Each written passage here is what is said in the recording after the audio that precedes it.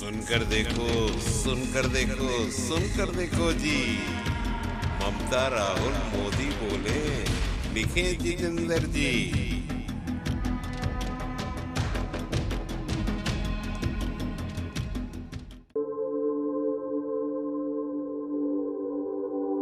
दोस्तों, आप देख रहे हैं कि ये एक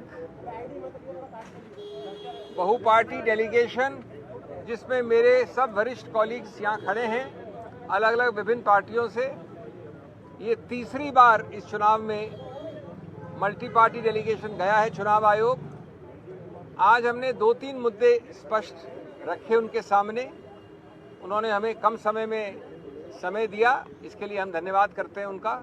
सबसे महत्वपूर्ण और अहम मुद्दा ये है कि पोस्टल बैलेट्स ये एक जानी मानी प्रक्रिया है कि चुनाव के परिणाम को एक तरफ से दूसरी तरफ ले जा सकती है। कई बार ऐसा हुआ है कि सभी पार्टियों के बीच में जो फर्क है वोट्स का वो x है, लेकिन पोस्टल बैलेट्स 2x या 3x होते हैं। यानी पोस्टल बैलेट्स निर्णायक सिद्ध होते हैं परिणाम के मामले में। इसलिए चुनाव आयोग ने एक जो रूल है, प्रावधान है, जो एक्ट के अंतर्गत रूल बनता है, जो स्टैट्यूटरी रूल होता है, कोई गाइडलाइन नहीं, कोई चिट्ठी नहीं, उसके अंदर कहा है अंतर्गत कि पोस्टल बैलेट्स की गिनती पहले ली जाएगी। यानी ईवीएम की गिनती के पहले पोस्टल बैलेट्स की गिनती ली जाएगी। ये रूल 54A में लिखा है स्पष्ट रूप से। इस बात को कई बार अलग अलग रूप से चिट्ठियों द्वारा और गाइडलाइंस द्वारा चुनाव आयोग ने दोहराया है। 2019 में बड़े स्पष्ट रूप से कहा कि पहले आप पोस्टल बैलेट की गिनती शुरू करिए, उसके कुछ समय बाद आप ईवीएम की गिनती शुरू कर सकते हैं, लेकिन, और ये बहुत अहम बात है, आप ईवीएम की गिनती खत्म नहीं कर सकते या परिणाम का अंत नहीं कर सकते जब तक पोस्टल बैलेट का पूरा रिजल्ट गणना के बाद घोषित न हो जाए।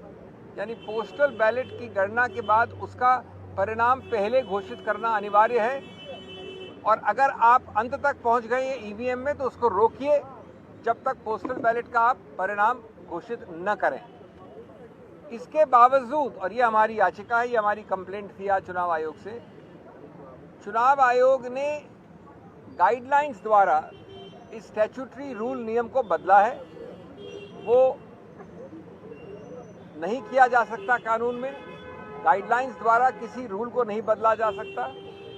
उन्होंने गाइडलाइंस द्वारा जो पुरानी गाइडलाइंस थी 2019 वाली, जो मैंने बताई अभी आपको, उसको हटा दिया है, उसको निरस्त कर दिया है। और इसका बड़ा सरल और सीधा परिणाम ये होता है कि ईवीएम की पूरी गणना हो जाए अंत तक, तब तक भी पोस्टल बैलेट की निर्णय की घोषणा करना अनिवार्य नहीं रहा है। अब हमारे को पता है कि कई बार ऐसा हुआ है कि पोस्टल बैलेट के आधार पर निर्णय उत्तर से दक्षिण हो गया है, पूर्व से पश्चिम हो गया है। इसीलिए ये प्रावधान बनाया गया था, यही इसका औचित्य है।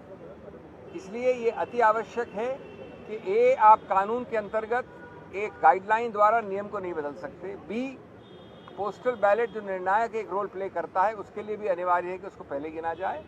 और तीसरा कि एक लेवल प्लेइंग फील्ड के लिए, गणतंत्र के लिए, स्वतंत्र चुनाव के लिए, जो कि संविधान के मूल तत्वों का एक अभिन्न अंग माना गया है, ये आवश्यक है कि जो पुराना रूल था उसी को फॉलो किया जाए, जो प्रावधान अभी भी है उसी को रूल किया जाए।